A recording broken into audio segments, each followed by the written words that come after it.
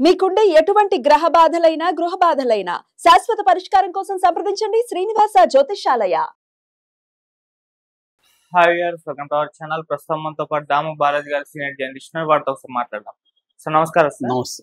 Sir, ప్రముఖ actress Radhika Sarath Kumar దివాలా తీశారు అని ఒక వార్త వైరల్ అవుతుంది సార్. సో చాలా అప్పుల పాలైపోయారు, చిన్నింట్లోకి షిఫ్ట్ అయిపోయారు, పెద్దలు అమ్మేసి అని కూడా చెప్తున్నారు. ఈమె ఇవన్నీ అంశాలు కూడా ఒక ఇంటర్వ్యూలో మాట్లాడడానికి కూడా వార్తలు వస్తున్నాయి సార్. మరి నిజంగా రాధికా శరత్ కుమార్ దివాలా తీశారా? ఈ పరిస్థితి రావడం గల కారణం ఏంటి? మరి ఇంటర్వ్యూలో ఆమె ఏం చెప్పారు? దీనికి సంబంధించి మీరేం చెప్తారు?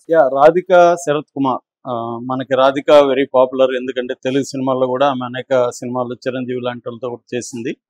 సో పైగా ఆమె రాజకీయాల్లో కూడా యాక్టివ్గా ఉంటుంది. సో ఇప్పుడు రాధిక దివాలా తీసింది, అప్పులైపోయినాయి, ఆమెకు జైలు శిక్ష కూడా 1 year జైలు శిక్ష పడింది. తర్వాత ఆమె మీద కేసులు, ఇన్కమ్ ట్యాక్స్ కేసులు రైడ్ జరిగినాయి. ఈ మధ్యనే వాళ్ళ బంగ్లా, పెద్ద బంగ్లా ఉండేది, దాన్ని అమ్మేశారు. ఇలాగా ఇప్పుడు వార్తలు వైరల్ అవుతుంది. దీన్ని అసలు వాస్తవం ఏంటి, ఆమె ఆస్తుల పరిస్థితి ఏంటి, అప్పుల పరిస్థితి ఏంటి, ఆమె మీద కేసు నిజమేనా, ఆమె జైలుకి పోయే విషయం నిజమేనా, ఈ విషయాల గురించి మనం మాట్లాడుకున్నాం. అసలు ఈ పుకారుకి రావడానికి కారణం ఏంటంటే, ఈ మధ్య రాధిక వాళ్ళ భర్త శరత్ కుమార్ ఇద్దరు కూడా ఒక ఇంటర్వ్యూలో వాళ్ళ బంగ్లా, లగ్జరీ బంగ్లా, చెన్నైలో ఈసీఆర్ ఏరియాలో ఉండే లగ్జరీ బంగ్లాని మేము అమ్మేశామనేది చెప్పారు. దీన్ని పట్టుకొని మన మీడియా ఏం చేసిందంటే చిలవలు పొలవలుగా ఇంకా ఇంకొన్ని బయటికి తీసి అల్లింది. ఆయన శరత్ కుమార్ ఏం చెప్పాడంటే, మాది 15,000 SFT ఉన్న ఇల్లు అది, దానికి మొత్తం 7 ద్వారాలు ఉంటాయి, చాలా పెద్ద బంగ్లా, మొత్తం 15 మంది పనిచేస్తారు. అయినప్పటికి కూడా ఏమైందంటే, నా 2 కూతుర్లకి పెళ్లిళ్ళు అయిపోయింది, రాధిక కూతురికి పెళ్లిళ్ళు అయిపోయింది, అంటే 3 కూతుర్లు ఇద్దరికి కలిపి చెప్తాను. అది కూడా కొడుకేమో, వీళ్ళిద్దరికి పుట్టిన కొడుకు రాహుల్, అబ్బాయి విదేశాల్లో చదువుతున్నాడు, అమెరికాలో. కాబట్టి ఉన్నది రాధిక శరత్ ఇద్దరే ఉండాలి. ఇద్దరిలో కూడా వీళ్ళు బయటకి ఎక్కువ వెళ్తుంటారు. సో ఆ ఇల్లు మెయింటైన్ చేయడం ఇబ్బంది అయిపోతుంది. అందుకని, ఎందుకంటే తలుపులే 7 ఉన్నాయి, 7 తలుపులు, ఏ తలుపు మూసామో ఏ తలుపు మూయలేదో నాకు కన్ఫ్యూజను. వర్కర్స్ ఉన్నా కూడా ఇదంతా అవసరమా అని చెప్పి మేము దాన్ని ఒక ఐటీ కంపెనీకి రెంట్కి ఇచ్చేసి మేము ఒక చిన్న ఇంట్లో ఇల్లు తీసుకొని ప్రశాంతంగా ఉంటున్నాం అనేది ఆయన చెప్పాడు. దీంతో వీళ్ళు ఏం చేశారు, ఈమెకి ఆల్రెడీ అప్పులు ఉన్నాయి కాబట్టి బంగ్లా కూడా అమ్ముకున్నారు అనేది తేల్చారు. దీనికి ఒక సపోర్ట్గా ఒక కేసుని తీసుకొచ్చారు.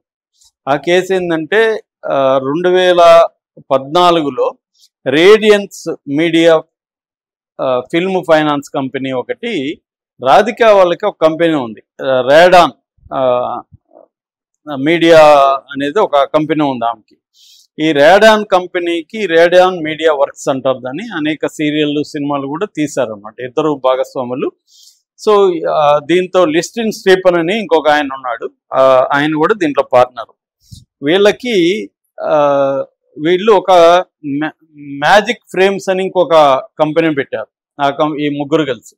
ఆ మ్యాజిక్ ఫ్రేమ్స్ తరపున వీళ్ళు ఒక సినిమా ప్రొడ్యూస్ చేయాలంటే, ఈ రేడియన్స్ మీడియా అనే ఒక సంస్థ వీళ్ళకి 1,50,00,000 అప్పిచ్చింది, ఫైనాన్స్ ఇచ్చింది. కానీ వీళ్ళు తిరిగి ఇవ్వలేదు. 7 చెక్కులు ఇచ్చారు. ఆ 7 చెక్కులు కూడా బౌన్స్లు అయింది.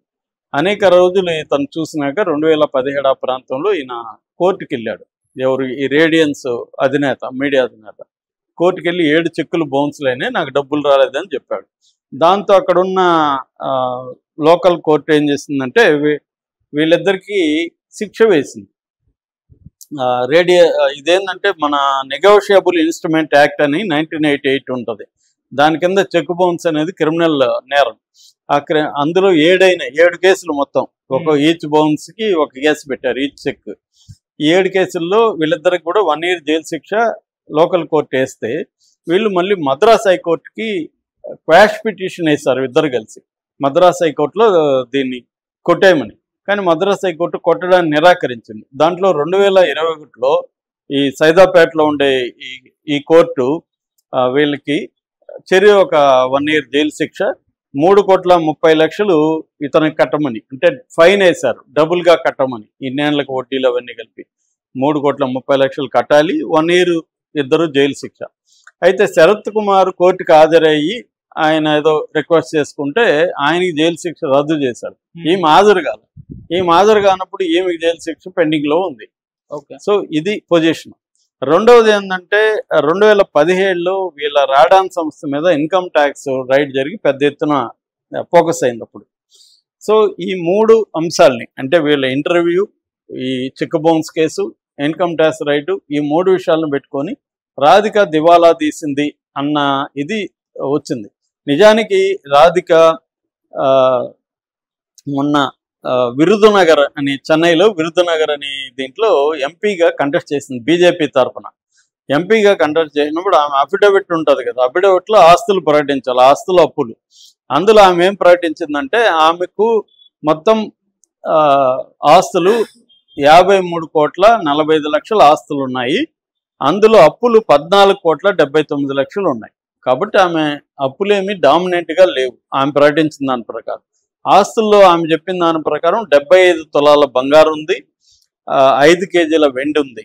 అట్లాగే 27 కోట్ల చరాస్తులు ఉన్నాయి, అంటే కార్లు కావచ్చు ఇలాంటివి, లేకపోతే బ్యాంక్ బ్యాలెన్స్లు కావచ్చు. ఇవి 26,40,00,000 స్థిరాస్తులు ఉన్నాయి, ఇల్లు. కాబట్టి ఇవన్నీ కూడా అఫ్సిల్గా ఉంటాయి. మామూలుగా మనకు తెలుసు అఫిడవిట్లో పెట్టేదానికంటే వాళ్ళకి 10 ఆస్తులు ఎక్కువగా ఉంటాయి జనాలకి. ఎవరికైనా పెట్టేదేమో లీగల్గా చూసుకొని జాగ్రత్త పెడతారు. కాబట్టి ఆ రకంగా ఈమె ఆస్తులు 53,45,00,000, అప్పులు 14,79,00,000 అనేది పెట్టింది. కాబట్టి ఆస్తులు క్లియర్గా ఉన్నట్టే. ఇక రాధిక నేపథ్యం చెప్పుకుంటే రాధిక ఎంఆర్ రాధా కూతురు. ఎంఆర్ రాధా తెలుగు వ్యక్తి, బట్ సెటిల్డ్ ఇన్ తమిళనాడు. వాళ్ళ పూర్వీకులే సెటిల్డ్ అక్కడ, తెలుగువాడు. సో వీళ్ళ ఇంట్లో తెలుగు మాట్లాడుకుంటారు. అలాగే ఆయనకి కూడా ఎంఆర్ రాధాకి 3 భార్యలు, సరస్వతి, ధనలక్ష్మి, గీత. ఈ గీత అనే ఆవిడ శ్రీలంక ఆమె. ఈ గీత కూతురే రాధిక. సో అందుకని ఈమె రాధిక కూడా శ్రీలంకలో చదువుకుంది, ఇండియాలో చదువుకుంది, లండన్లో కూడా చదువుకుంది. దాని తర్వాత వచ్చి సినిమాల్లో జాయిన్ అయింది. సినిమాలో 1978 భారతీరాజ డైరెక్ట్ చేసిన కిలక్కు పోగం రైలే, తూర్పు వెళ్ళే రైలు. మన కమెడియన్ సుధాకర్ దాంట్లో హీరో, రాధిక హీరోయిన్. తెలుగులో కూడా అది తూర్పు వెళ్ళే రైలు పెద్ద హిట్ అయింది. అక్కడ నుంచి ఈమె ఇండస్ట్రీలోకి ఎంటర్ అయింది. ఈమెకి కూడా 3 భర్తలు. 1985లో ఫస్ట్ ప్రతాప్ పోతన్ అనే హీరో, ఆయన కూడా అప్పట్లో పాపులర్ హీరో, ఆయనే చేసుకున్నది. 1 year ఆయనతో కాపురం చేసి విడాకులు తీసుకుంది. రెండోసారి రిచర్డ్ హార్డే అని ఇంకొక అతన్ని పెళ్లి చేసుకుంది. అతనితో 2 ఏళ్ళు ఉండింది. అతనికి ఈమెకి కలిపి రాయ్ అనే ఒక కూతురు. ఈ కూతురు 2016లో అభిమన్యు మిథున్ అనే క్రికెటర్ని పెళ్లి చేసుకుంది. ఆ తర్వాత ఈమె చాలా గ్యాప్ తర్వాత 91లో ఈయన్ని పెళ్లి చేసుకుంది. ఆయనకు కూడా ఎవరికి శరత్ కుమార్కి కూడా ఈమె 2వ భార్య. ఫస్ట్ భార్య ఏమో 1984లో ఛాయాదేవిని పెళ్లి చేసుకున్నాడు. ఆమెతో అతనికి 2 పిల్లలు, వరలక్ష్మి, పూజ, 2 పిల్లలు. వాళ్ళకి అందరికి పెళ్లిళ్ళు అయిపోయినాయి. అంటే వీళ్ళిద్దరికి కంబైన్డ్గా తీసుకుంటే అదేదో సామెత ఉంది కదా, your kids my kids playing with our kids అని. అలాగా ఆయనకి 2 కూతుర్లు, ఈమెకి 1 కూతురు. ఇద్దరు కలిసినాక మళ్ళీ రాహుల్ అనే ఒక అబ్బాయి. సో అలాగా మొత్తం 3 కూతుర్లు, 1 అబ్బాయి, 4 అనుకోవచ్చు వీళ్ళ కంబైన్డ్గా. సో వీళ్ళకి ఏజ్ గ్యాప్ కూడా 8 years ఉంది. ఆయనకి ఇప్పుడు 71 years, ఈమెకి 63 years. మొత్తంగా ఏంటంటే మనం పరిశీలించి నేను రీసెర్చ్ చేసినప్పుడు వీళ్ళు చెప్తున్న అప్పులు ఏం లేదు, ప్రాపర్ అయిపోలేదు. వాళ్ళు ఉన్నంతలో బాగానే ఉన్నారు, పిల్లలు కూడా సెటిల్ అయ్యారు. వాళ్ళు ఏంటంటే ఆ ఇల్లు లగ్జరీగా ఉన్న ఇల్లుని వాళ్ళు ప్రాక్టికల్ ప్రాబ్లమ్స్ వల్ల దాన్ని రెంట్కి చేసి వేరే దగ్గర ఉన్నారు తప్ప ఆ ఇల్లు అమ్ముకోవడము, అప్పులు కట్టడం అవి ఏమీ లేవు. ఈ చెక్ బౌన్సుల కేసులు అనేది, కంపెనీలకు సంబంధించి చెక్ బౌన్సుల కేసులు అనేది వెరీ కామన్. దాంట్లో ఏవో ప్రాబ్లమ్స్ వచ్చి వాళ్ళు ఆ సినిమా ఫ్లాప్ అవడం, దాంట్లోంచి లాసులు రావడంతో ఇతనికి ఎగ్గొట్టారు. అతను కోర్టుకు వెళ్ళి వసూలు చేసుకున్నాడు. ఇంత తప్ప ఇంకా అంతకంటే ఏం జరగలేదు. Okay sir, thank you so much.